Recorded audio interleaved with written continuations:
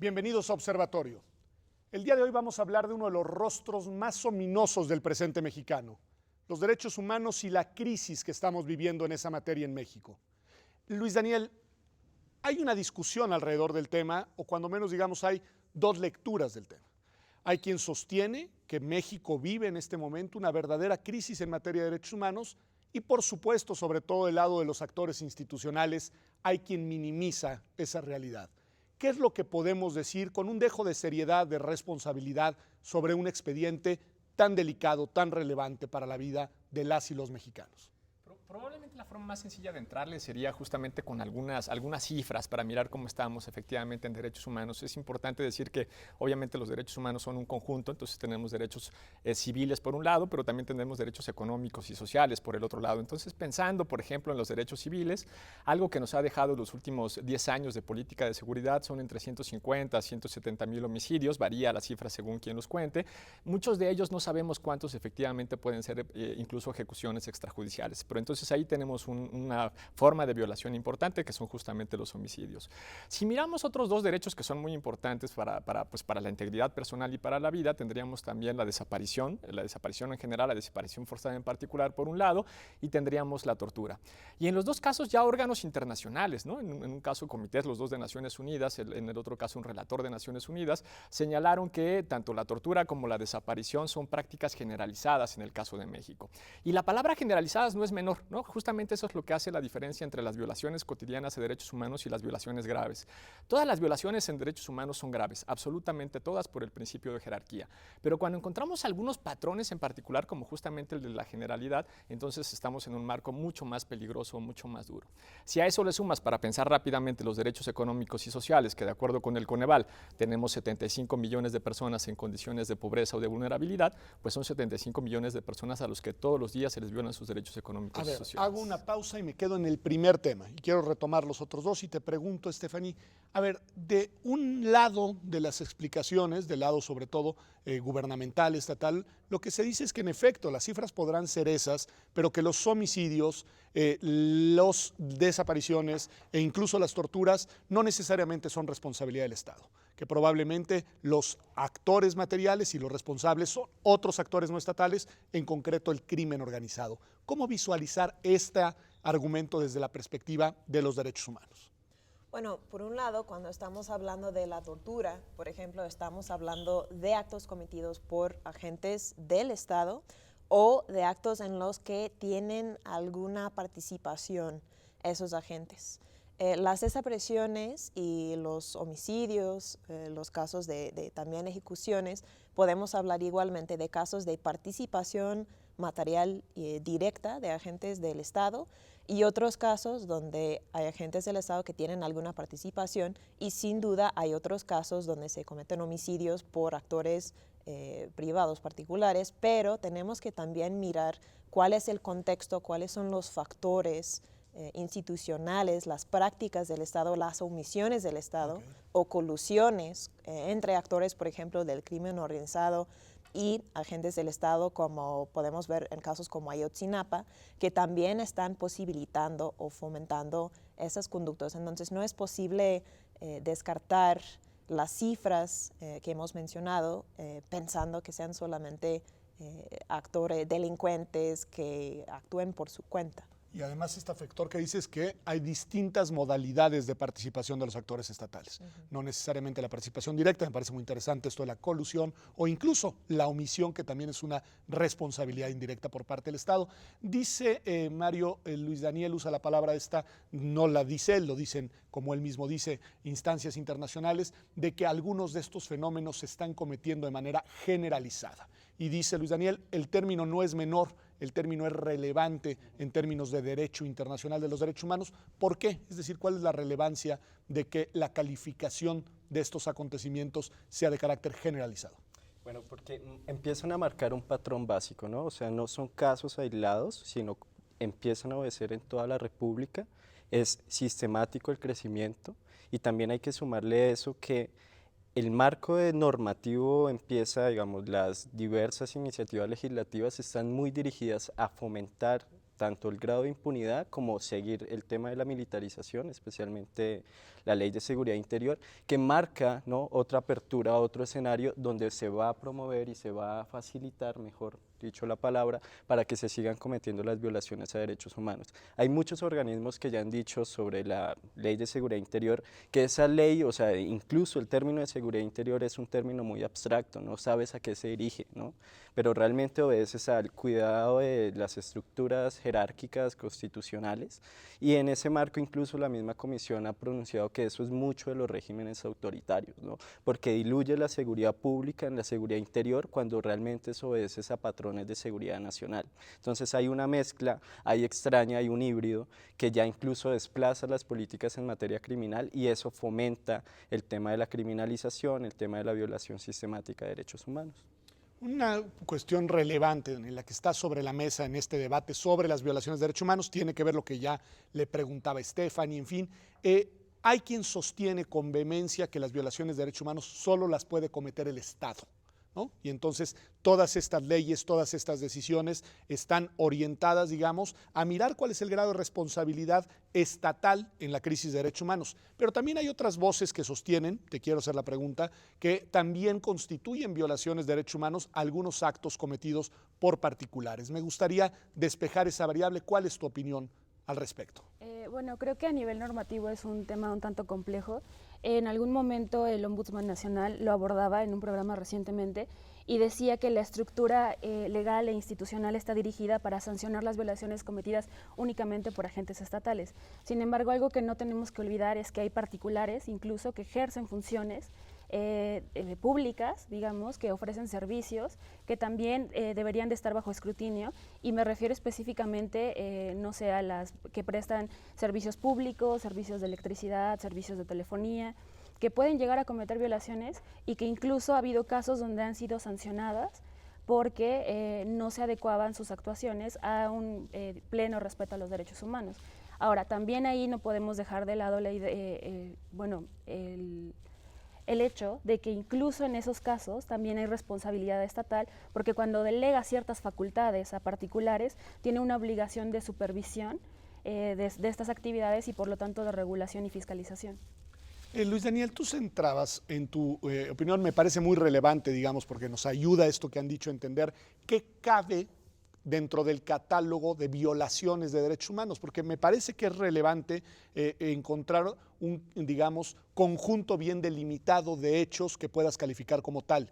Y tú en tu primera intervención colocaste el tema de la pobreza, es decir, el tema de las condiciones de vida de las personas en México. Dijiste de manera cotidiana ahí se están violando los derechos humanos.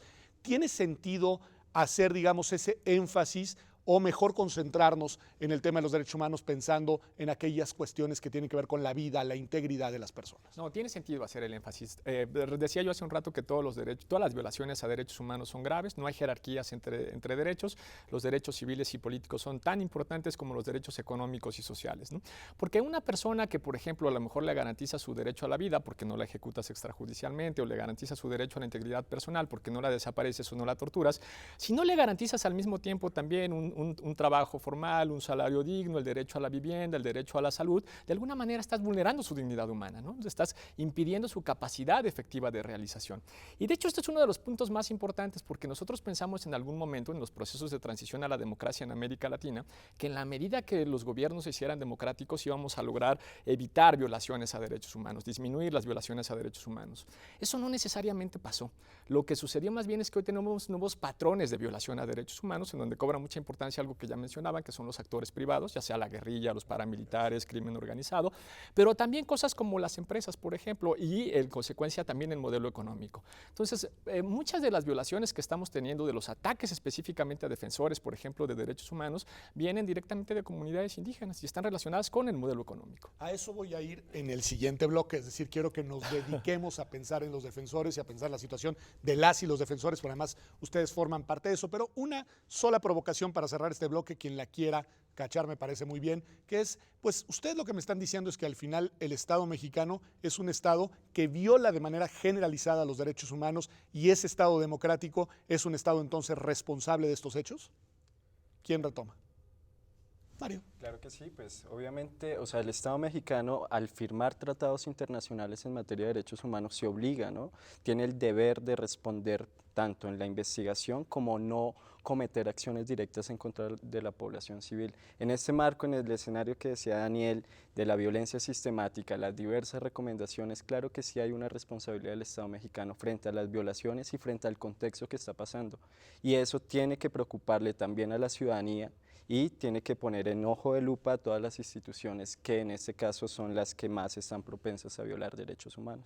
Ahora, tengo la sensación de que es un tema que no está en la agenda de los actores públicos relevantes. Por ejemplo, estamos en precampaña ya en el país, Daniela, y yo no veo que este tema sea un tema que estén enfrentando, digamos, como agenda, digamos, prioritaria los distintos actores políticos. ¿Qué dirías de esto?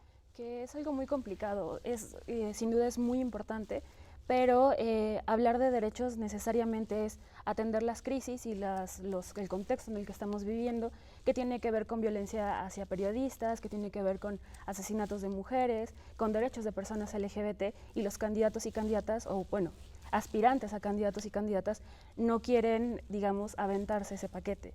No quieren hablar de matrimonio igualitario, no quieren hablar de derechos de personas trans, de personas lesbianas o gays, no quieren hablar, porque al final de cuentas tendrán que, digamos, marcar una postura clara que podrían enemistarlos con posibles votantes al final del día. Pues sí, pero me parece muy duro que si el diagnóstico de la realidad mexicana es el que ustedes plantean, no haya una toma de conciencia responsable por parte de los actores políticos que se van a hacer cargo, porque mal que bien se van a hacer cargo de gobernar al país los próximos años. Pero vamos a un corte y volvemos. Regresaré con Stephanie y le preguntaré cuál es la situación en la que se encuentran los defensores y las defensoras de los derechos humanos hoy en nuestro país. Esto es Observatorio. Quédese con nosotros que ya volvemos aquí en TV UNAM.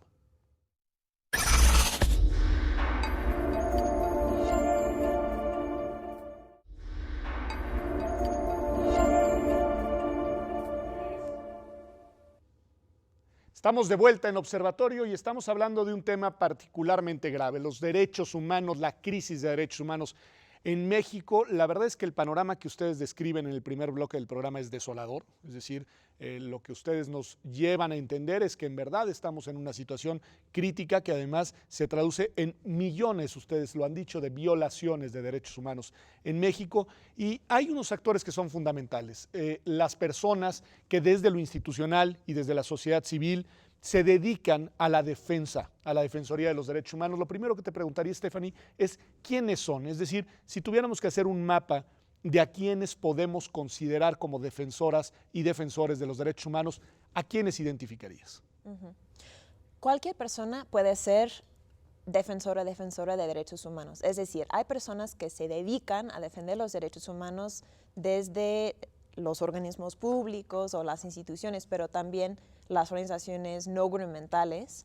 Pero también cualquier persona puede tomar una acción, salir a la calle para protestar o enviar una carta a alguna autoridad haciendo una petición o denunciar una situación. Entonces es muy importante entender que no solamente estamos hablando de profesionales, de abogados y abogadas, por ejemplo, estamos hablando de cualquier persona, y estamos hablando también de contextos comunitarios, por ejemplo, donde toda una comunidad se organiza, por ejemplo, para defender su tierra, ¿no? Su territorio. Ahí diríamos que están haciendo una defensa de derechos humanos. Y también esas categorías o esos contextos distintos traen aparejados riesgos distintos para el ejercicio de esa labor o esas acciones, porque en contextos comunitarios estamos hablando de riesgos reales a la vida, a la integridad física de las personas. Y este año,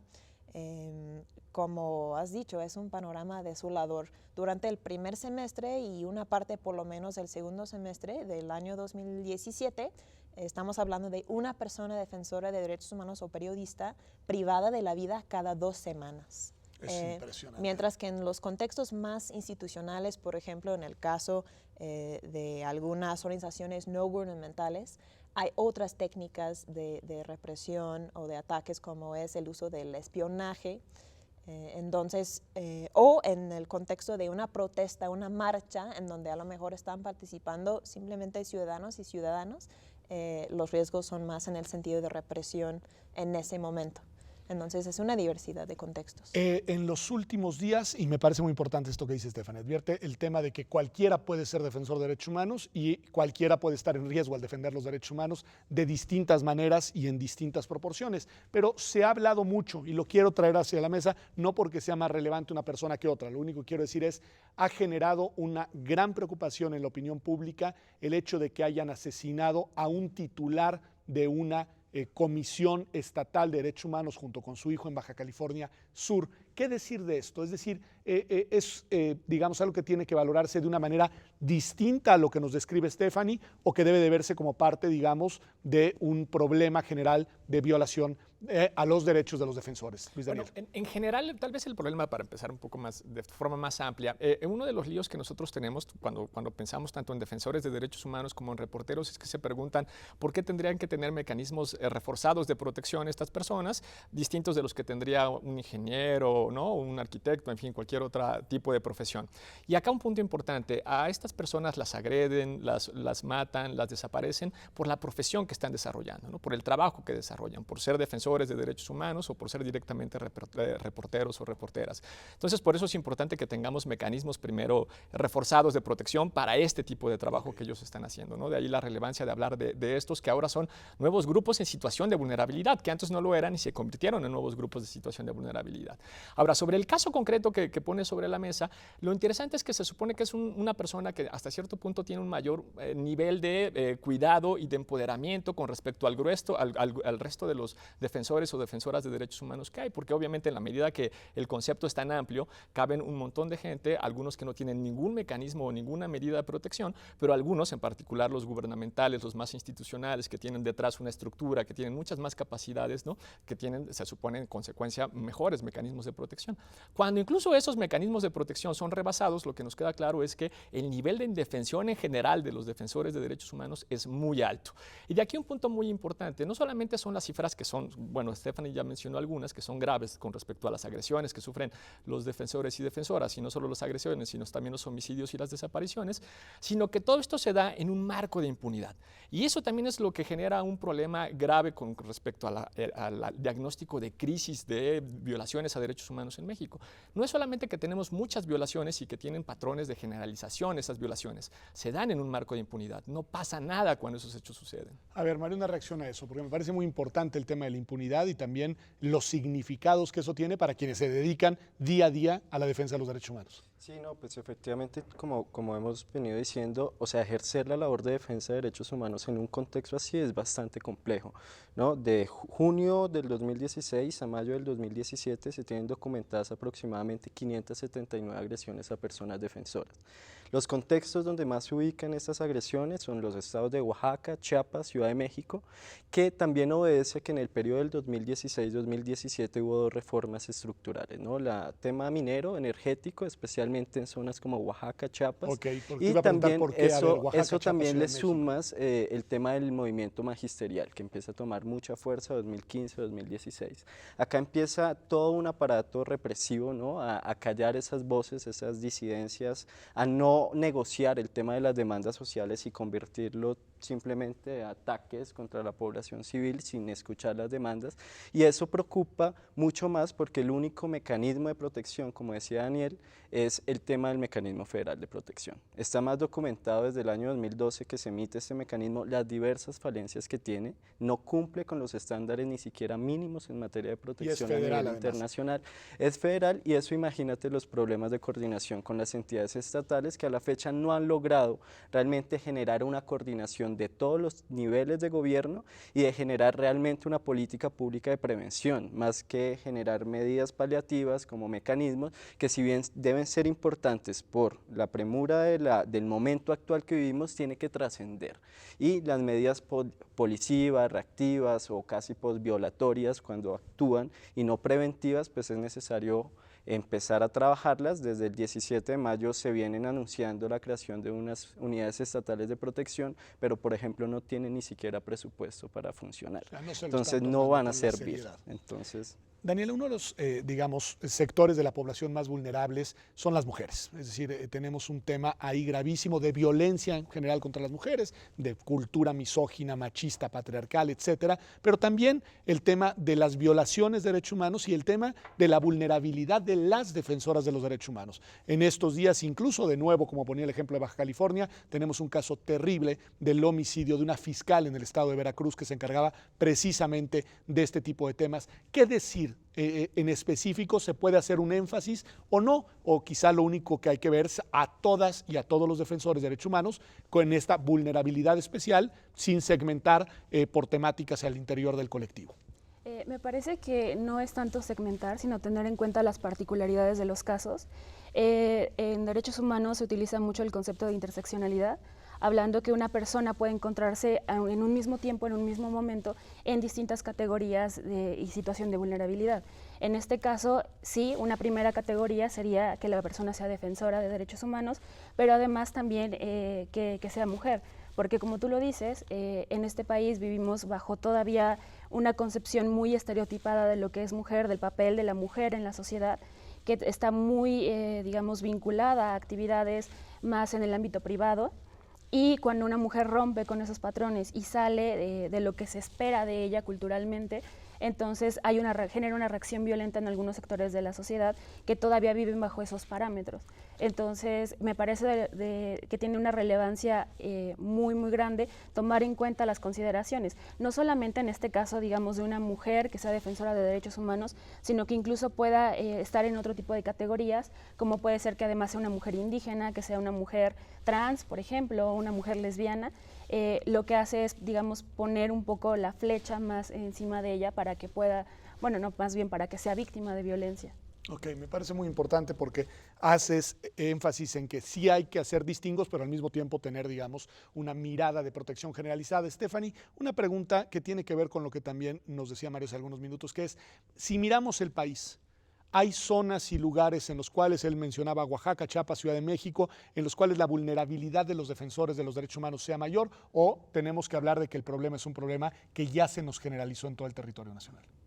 Sí podemos hablar de un problema generalizado, sin embargo, como decía, sí hay riesgos diferenciados por contexto, tal vez no tanto por estado concretamente, sino pensando en las personas que justamente no tengan mecanismos de protección, no tengan acceso a ese tipo de mecanismos, que están trabajando a lo mejor en contextos rurales o comunitarios, o simplemente en contextos donde la violencia generada por esta guerra contra el crimen, etcétera, está más intensa, pues esas personas se encuentran en un nivel de riesgo mayor.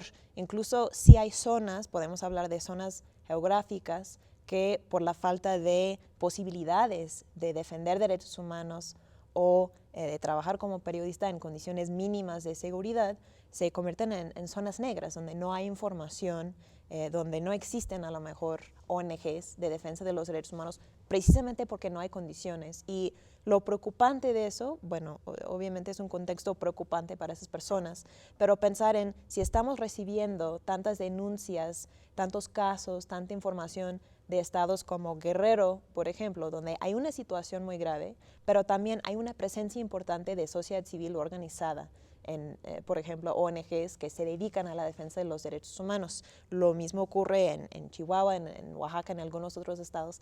En los demás estados donde no hay ONGs, no es que no haya casos y no haya denuncias, sino que no nos estamos enterando de todo lo que pasa ahí. Pues me parece muy importante esto que nos dices, Stephanie, porque en verdad el riesgo de que todo el país se convirtiera en un espacio de estos negros en materia de violación de derechos humanos, pues es real. Pero quiero que hablemos de un tema que ha estado en la opinión pública en estos días, digamos, en boga, que tiene que ver con esto y que es el caso de Atenco y de las decisiones que tendrá en sus manos la Corte Interamericana de los Derechos Humanos. Vamos a un corte y volvemos aquí a Observatorio. Seguimos hablando de violaciones graves de los derechos humanos en México.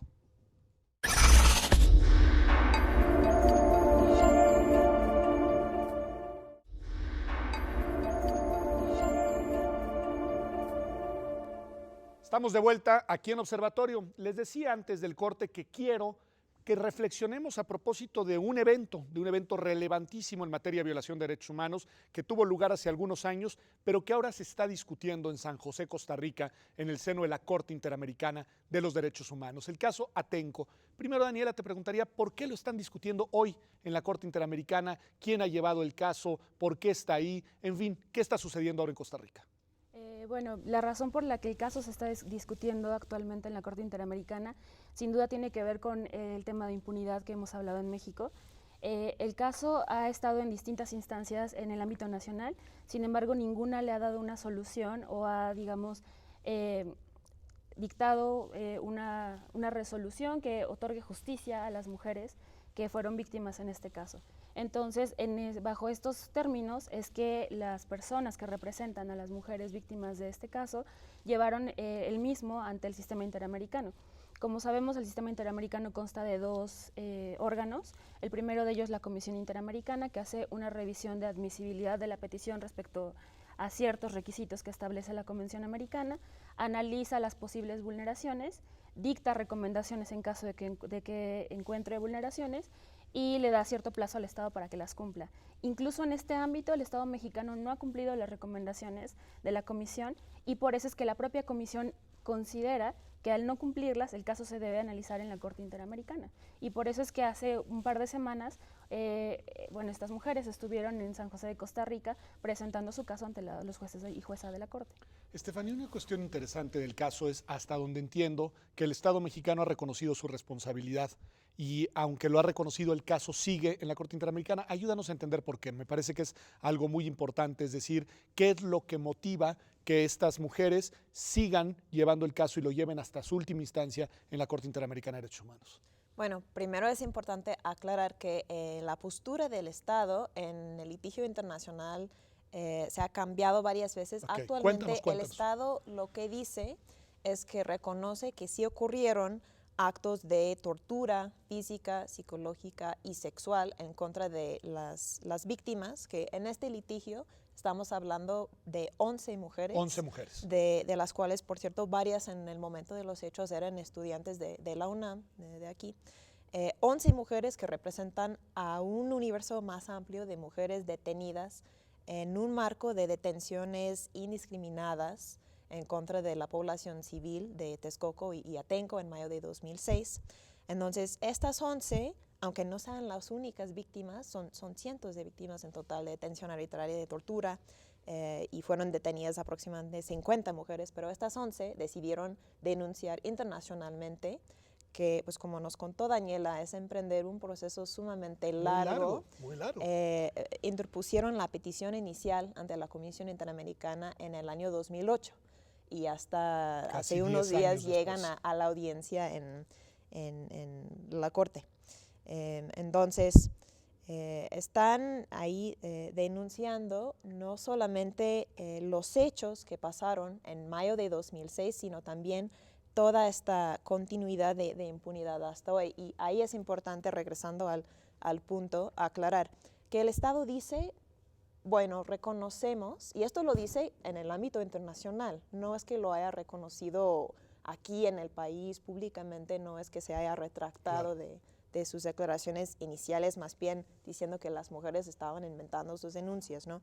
Pero ante los órganos del sistema interamericano dice, yo reconozco que en mayo de 2006 estas mujeres fueron objeto de actos de tortura, que fueron detenidas arbitrariamente, bueno, de todas formas ya todas salieron absueltas, pero sostengo, dice el Estado, que hoy yo estoy brindando justicia. Ahora, para el Estado considera que al abrir ciertos procesos penales en el ámbito estatal, en el Estado de México, Con eso ya se cumple en contra de, pero es importante aclarar, en contra de un grupo muy reducido de policías de bajo rango que tripulaban los camiones, que transportaron a las mujeres a un centro penal, con procesar a esos policías que no están tampoco sentenciados, ya estoy brindando justicia. Pero estamos hablando de un operativo con participación de policías estatales, sí, de cientos de policías federales, también de policías municipales, en donde estas tres corporaciones, actuando de manera sumamente coordinada, acatando órdenes en el terreno y con por lo menos la tolerancia, el aval de la cadena de mando que estaba supervisando este operativo durante 2 días de estas escenas de horror que estoy describiendo. Estamos hablando de responsabilidades en 3 ámbitos de gobierno, en distintos niveles, y que no han sido debidamente investigadas siquiera, y mucho menos sancionadas, y es por eso que las mujeres llegan a la corte. Parece muy justicia. importante, María, te preguntaría qué tan relevante eso, por qué le debemos dar un significado visto desde México, es decir, por qué debemos de tomarnos con seriedad y darle qué lectura le debemos dar, creo que sería mejor la pregunta correcta, al hecho de que este caso esté en la Corte Interamericana de los Derechos Humanos. Bueno, pues evidentemente, como ya se ha mencionado, refleja un grado sistemático de impunidad, ¿no? Una falencia de todas las instituciones de procuración de O justicia. sea, de nuevo impunidad De como tema nuevo, central. como eje transversal, ¿no? Porque cuando llega la víctima, que ya es víctima, ¿no? Por el actor estatal, se encuentra toda una burocracia estatal que no te permite ni siquiera tener acceso a la justicia. Un derecho fundamental de toda ciudad, de todo país democrático, ¿no? En ese sentido, cuando no llega, pues la víctima, en este caso las víctimas, encuentran en el sistema interamericano una protección, pero que también va a ser muy tardada, ¿no? Incluso cuando haya ya sentencia, implementar la sentencia va a tardar muchos más años. ¿Por qué es importante? Porque igual es un referente y también evidencia la situación a nivel internacional de lo que está pasando al día de hoy en México. También, bueno, pues la Corte también amplía un poco el tema de la jurisprudencia en tema de los casos específicos de México, y pues también creo que algo que es importante mencionar, y esto es un reflejo de que la reforma en materia de derechos humanos en México, impulsada desde el año 2011, empieza a perder vigencia, ¿no? Empieza a perder el fin para lo que fue creado, cuando después de 6 años de que tienes una reforma, toda la Corte Interamericana va a juzgar estos casos por la incompetencia misma tuya de hacerlo. Entonces creo que también refleja, no solo en México, también a nivel regional, ¿no? Como una política sistemática de impunidad, ¿no? En Colombia, país al que yo vengo, pues también marca la tendencia. Somos de los países con mayores números de sentencias emitidas por la Corte Interamericana. A la par va México, y también pues dice mucho de lo que hacemos, y creo que la comunidad internacional también en ese sentido tiene que jugar un papel muy importante en lo político para evidenciar lo que está pasando y también para exigirle a esos países que cumplan los tratados y las mismas cartas democráticas que han firmado. No ha tomado todavía, Daniela, su decisión la Corte Interamericana, por lo que entiendo todavía no hay sentencia, pero ¿qué se esperaría? Es decir, ¿cuáles podrían ser eventualmente las decisiones de la Corte Interamericana de Derechos Humanos? Bueno, lo que se espera de la Corte es que pueda juzgar esta parte de la impunidad, pero no solamente la impunidad, sino quisiera hacer énfasis en el problema que existe en el sistema de justicia, especialmente respecto a las mujeres. Un poco lo que se hablaba en la audiencia ante la Corte Interamericana era de estos obstáculos adicionales que enfrentan las mujeres cuando piden que se haga justicia o cuando denuncian principalmente abusos sexuales. La falta de debida diligencia de las autoridades, la aplicación de estereotipos respecto a su papel, lo que mencionábamos ya, su papel en la sociedad, la falta de iniciar las investigaciones de manera adecuada, la falta de estudios médicos para, digamos, darle seguimiento a las denuncias de las mujeres. También algo, lo que mencionaba Stephanie, me parece completamente importante, que es el análisis de obligaciones diferenciadas, digamos, relacionado con las cadenas de mando, porque en términos de estándares de uso de la fuerza, se entiende que las autoridades tienen obligaciones al menos en 3 momentos, que sería previo al uso de la fuerza, durante y posterior. Y al parecer, como lo mencionaba también Stephanie, se está sancionando solamente a los ejecutores, más allá de revisar también las obligaciones que tenía el Estado de capacitar a las personas que iban a llevar a cabo los operativos, de planear adecuadamente los operativos y posteriormente de evaluar cómo se había hecho el uso de la fuerza en el caso concreto.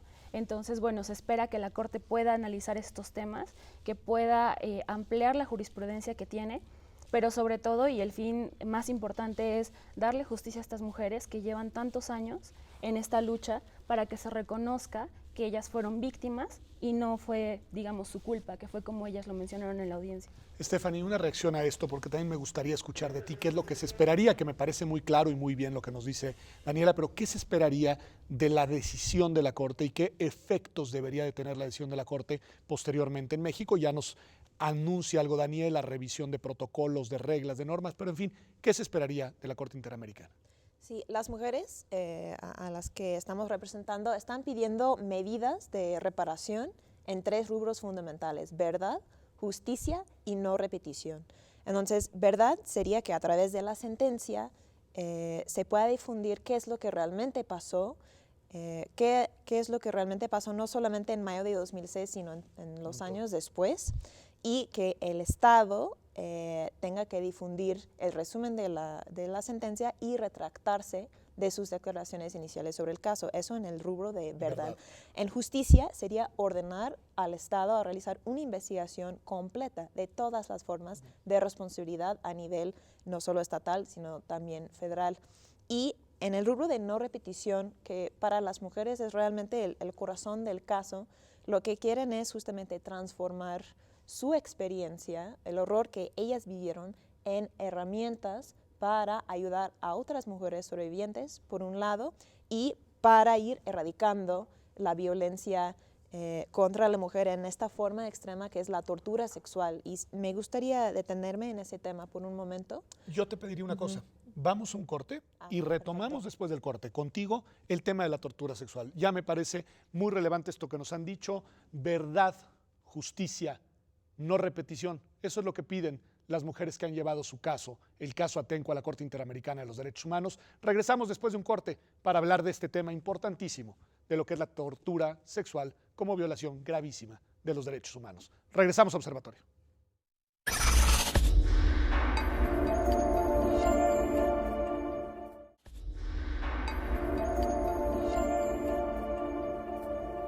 Ya estamos de vuelta en Observatorio, estamos hablando de violaciones graves a los derechos humanos en México y en particular desde el bloque anterior estamos centrando nuestra atención en el caso Atenco y te interrumpí, Stephanie, cuando traías a la mesa un tema muy relevante. El tema, tú nos decías, de la violencia sexual como tortura o la violación como tortura. A ver, explícanos de qué estás hablando y qué significado, qué relevancia tiene en el caso Atenco.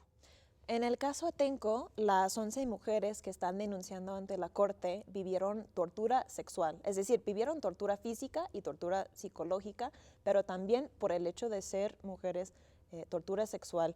Me refiero al uso de, sí, la violación y otras formas de violencia sexual como forma de tortura, al tiempo que los policías les decían insistentemente que eso les pasaba porque deberían estar en sus casas haciendo tortillas, cuidando a los niños, es decir, usando estereotipos sobre el rol de la mujer como parte de la tortura al tiempo que ejercían actos de violencia sexual. Ahora, es importante entender que esa violencia, esa tortura sexual está no solo vigente al día de hoy, sino es endémica.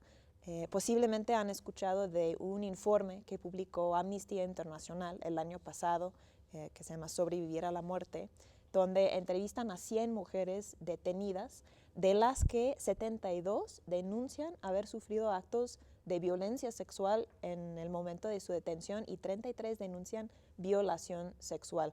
Eso también es el mismo patrón que comprobamos, por ejemplo, desde el Centro PRO, que estamos documentando muchos casos de tortura sexual a mujeres, y también es importante mencionar que las mujeres denunciantes del caso Atenco, las 11 mujeres, fundaron en el año 2014 una campaña que se llama Rompiendo el Silencio, todas juntas contra la tortura sexual, a la que se han ido sumando mujeres de distintos estados del norte del país, del sur del país, quienes sufrieron tortura sexual a manos de policías estatales, ministeriales, federales, el ejército, la marina. Estamos hablando también de datos estadísticos de la encuesta a personas privadas de libertad o del INEGI, de todas las instancias que confirman que cuando una persona es detenida de por sí, si la tortura es una práctica generalizada, corre un alto riesgo de ser torturada. Pero si es mujer, la regla prácticamente, si va a ser víctima de tortura, de malos tratos, es que esa tortura va a ser a través de la violencia sexual. ¿Qué nos dice esto de esa cultura misógina, machista, patriarcal, que tan fuerte gravita en México y que tristemente la vemos traducida de manera cotidiana precisamente en actos de distintos tipos de violencia contra las mujeres, Daniel? Sí, sigue siendo una repetición de las estructuras de poder, sigue siendo una forma de ver a la mujer como objeto, de ver a la mujer como un territorio no solamente, digamos, de apropiación, sino de uso para ciertos fines. Es algo que incluso, se tomó también en la audiencia ante la Corte Interamericana. Una perita que ofreció su testimonio durante la audiencia mencionaba que en el caso Atenco específicamente, las autoridades ejercieron todos los niveles posibles para reprimir la manifestación que ocurrió el 3 y 4 de mayo, pero que específicamente una de las formas que estaban utilizando para reprimir a las mujeres que estaban presentes era la violencia sexual, era usar sus cuerpos como una forma de dominación no solamente hacia ellas y hacia los fines por los que ellas estaban en este lugar, sino incluso hacia sus parejas y a sus hijos, porque parte de los hechos del caso comprende que ellas fueron abusadas frente a sus parejas o sus hijos en algunos de los casos. Lo cual tiene además un mensaje, digamos, hacia el resto de la comunidad, con este subrayado que creo que Stephanie nos marca muy bien, de decir, es que tu rol debería de ser un rol en la vida privada, no un rol en la vida pública, y mucho menos en el rol de la protesta, que hay que decirlo, también es un derecho fundamental. Entonces me parece de una gravedad enorme. Tu reacción, Mario, esto que escuchas, tu reacción en el caso concreto de Atenco, pero además de lo que está en juego en este caso en particular, que no solo es la impunidad de la que hablabas, no solo es eventualmente una estructura de mando organizada para cometer estos actos, sino que tiene este connotado además de violencia sexual en contra de las mujeres. Pero creo que también por parte del movimiento social algo que tenemos que empezar a disputar es la generación de contranarrativas, ¿no? Lo que decíamos, el tema de Atenco, ¿no? El Estado, una de las formas de criminalizar es siempre legitimar un movimiento, ¿no? El movimiento de Atenco se organiza en una justa causa y lo primero que recibe es una delegitimación, una estigmatización de la causa que se invisibiliza y se reprime. Entonces creo que primero es que la sociedad conozca la labor importante que cumplen tanto personas defensoras como defensoras de derechos humanos en este marco de contexto actual, y segundo, empezar a propiciar de que los medios de comunicación también anuncien las demandas de los movimientos, porque si los medios de comunicación juegan un papel tergiversado de la realidad, si se ponen del se lado presta de la como ese interpretación cuarto del Estado. poder, ¿no? Y que criminalizan incluso los movimientos sociales, pues no se van a salir las demandas de los movimientos nunca a la luz, y sobre todo en un contexto que vemos donde la manifestación social es cada vez más restringida, donde hay leyes que restringen el derecho a la movilización social, que es un derecho fundamental que hace parte de la libertad de expresión, del derecho de reunión, el derecho de asociación. Entonces, en toda esta escala creo que los movimientos sociales empiezan a pelear otras narrativas, ¿no? de posicionar las demandas y ver la importancia que cumplen las labores de organización popular, ¿no? El caso de Atenco es emblemático porque la comunidad decide organizarse frente a un proyecto de desarrollo, ¿no? En este caso, y se levanta, y esa es la reacción que recibe. Eso mismo pasa en todos los demás contextos y se acrecenta con el uso sistemático de la violencia, ¿no? como lo hemos visto, y se propicia a través de la militarización de la seguridad pública. Las organizaciones ahorita estamos trabajando en generar nuevas narrativas, ¿no? Que disputen ese escenario discursivo, también apropiarse de otros medios alternos de comunicación, que es importante. Entonces, cuando nos visibilizan, pues tenemos que generar un medio alterno de comunicación para poder que las demandas estén. Y cuando se hace eso, pues sensibilizar a la gente de la importante labor que cumplen los defensores, ¿no? El caso de Atenco, el caso de Nochixtlán y miles de casos que podríamos llevarnos muchos más programas hablando de ellos, pues van a evidenciar un uso, un patrón de legitimación de parte de las autoridades, de los medios de comunicación, y una falta de sensibilización de la población en general, que también obedece a estos factores. A ver, ¿no? me interesa esto de la falta de sensibilización y te pregunto a ti, Stephanie, ¿por qué le tiene que importar a un televidente lo que estamos hablando hoy en Observatorio? Bueno, porque desafortunadamente hablar del caso Atenco no es hablar del pasado, porque muchas personas se pueden preguntar, pero si Atenco pasó hace 11 años, ahora estamos en otro momento, en otro contexto, y tristemente no es así. Más bien, podemos hablar, en primer lugar, si vamos de Atenco para atrás, de una continuidad en el uso de las fuerzas de seguridad con fines políticos, de represión. Estamos hablando incluso de la guerra sucia, ¿no? Que sigue también impune. Tenemos Atenco en 2006, pero justo 10 años después tenemos Nochixtlán, donde igualmente se denunciaron casos bueno, la tortura obviamente, pero de tortura sexual a mujeres, de represión, uso de la fuerza, uso de gases lacrimógenos, todos los elementos que tenemos en el operativo de Atenco. Y tenemos otros ejemplos de repetición del uso excesivo de la fuerza. Tenemos el eje de la tortura sexual a mujeres, la violencia sexual, el machismo en general, que obviamente es también un tema que nos habla de una continuidad. Pero yo creo que lo más importante es ver la continuidad entre Atenco, hablando de un operativo, un esfuerzo coordinado entre fuerzas de seguridad estatales, federales, municipales, supervisado por diversos funcionarios, que todo esto mientras estaba pasando, porque incluso fue televisado en su momento, era el conocimiento de autoridades políticas, y un grado tan extremo de violencia indiscriminada, de violación de los derechos humanos a la integridad, a la libertad, y que quede impune hasta el día de hoy, 11 años después. Entonces no nos debe sorprender cuando vemos otros casos. En Ayotzinapa estamos hablando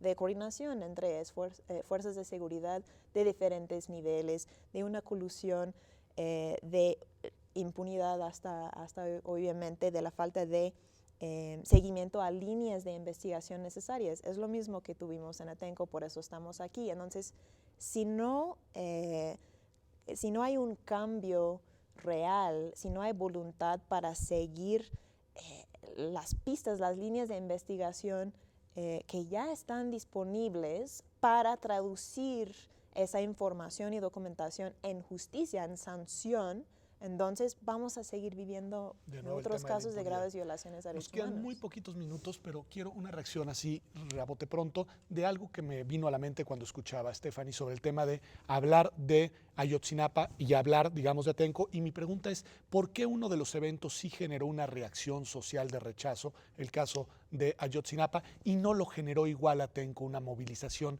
generalizada de una sociedad civil preocupada, indignada por lo que estaba sucediendo? ¿Quién tiene una interpretación del por qué? Bueno, yo creo que los dos sí generaron una reacción muy solidaria de una parte de la sociedad. Creo que en el caso Ayotzinapa, si bien el Estado de hecho intentó usar la misma estrategia en un primer momento de la que hablamos, la criminalización, decir, es que en algo andaban.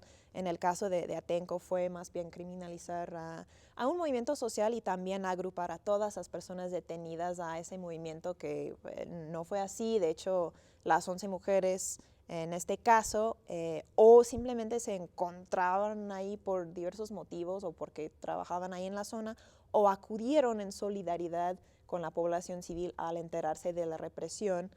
No estaban propiamente participando en la protesta, por ejemplo, pero fue la misma estrategia. Y la diferencia tal vez es que en el caso Ayotzinapa, gracias a la documentación inmediata por parte de ONGs, gracias a la postura de las familias en salir inmediatamente a desmentir esta versión y a la identidad de las víctimas como estudiantes normalistas, se pudo superar relativamente rápido ese intento de criminalizar.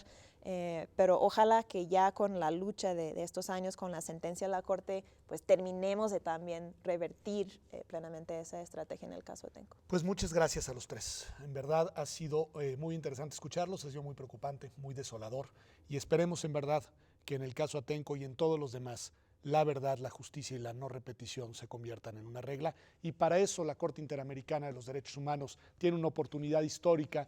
Estaremos atentos y seguramente aquí en Observatorio Semanal, dedicaremos un programa a analizar la sentencia en su momento de esa importante instancia internacional sobre el terrible caso de las violaciones de derechos humanos en Atenco. Gracias por habernos acompañado. Nos vemos aquí en Observatorio, como todas las semanas, el próximo domingo en TV UNAM.